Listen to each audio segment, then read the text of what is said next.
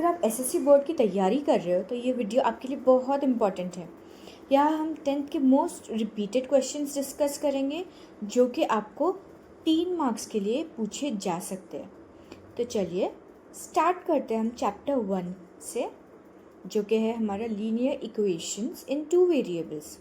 तो यहाँ आपको ऐसे टाइप के क्वेश्चंस आएंगे जहाँ पे आपको solve the pair of linear equations using substitution method. Substitution method तो आप सभी को पता है, जहाँ पर हम कोई भी एक वेरिएबल की वैल्यू अज्यूम करके और फिर उसी की वैल्यू सब्स्टिट्यूट करके हम फाइनल आंसर फाइंड करते हैं।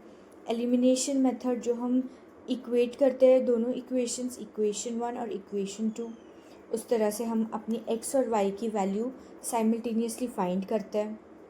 Find the solution of the pair of equations using cross multiplication method.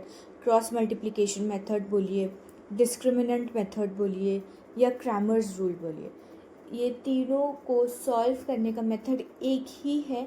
अगर आप इसको अच्छे से प्रैक्टिस करेंगे, साइन की कोई गलती ना करते हुए, तो आप इसको इन जैसे सम्स को ईजीली एस कर पाएंगे। Okay, moving on to a next lesson which is quadratic equation. इसमें सबसे कॉमन क्वेश्चन जो आपको 3 मार्क्स के लिए पूछे जा सकते हैं वो है फैक्टराइजेशन मेथड। क्वाड्रेटिक फॉर्मूला आपको वो मेमोराइज करना है and you have to find the roots also, मतलब अल्फा एंड बीटा फाइंड करना होता है वो फॉर्मूला यूज़ करके। तो आप प्लीज़ उसको भी अच्छी तरह से प्रैक्टिस कर लेना if you want to score full 3 marks. Nature of the roots, इस तरह के क्वेश्चंस आपको आ सकते हैं। Okay, moving on to a third lesson which is arithmetic progression. Arithmetic progression मतलब ईपी।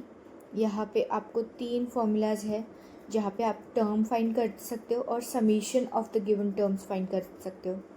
nth टर्म जहाँ पे आपको अननोन टर्म फाइंड करना होता है। फर्स्ट तो आपको ऐसे टाइप का क्वेश्चन आएगा।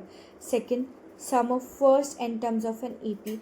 आपको फर्स्ट 29 टर्म्स, फर्स्ट 30 टर्म्स, कितने भी टर्म्स दिए जाएंगे जिसका आपने सम यानी कि टोटल निकालना है। Okay, and third question will be find how many terms of an AP are required to get a given sum. यहाँ पे क्वेश्चन फ्रेमिंग तो सेम ही होगा, बस नंबर्स मतलब कि कॉन्स्टेंट्स आपके रेगुलरली चेंज होते रहेंगे। Okay, moving on to our next lesson which is statistics. Statistics में थोड़े बहुत फॉर्मूले हैं जो आपको अच्छे से याद रखने हैं। स्टैटिस्टिक्स में आपको आएगा more than type, less than type for 2 marks and direct mean method, that will also be for 2 marks. अगर 3 मार्क्स के लिए क्वेश्चंस आपको चाहिए तो वो होंगे step deviation, assumed mean and median and mode. इस तरीके के क्वेश्चंस आपको पूछे जाएंगे। Okay, moving on to a next lesson which is probability. Okay, so probability sample space find करना होता है, आपको अच्छे से याद होगा।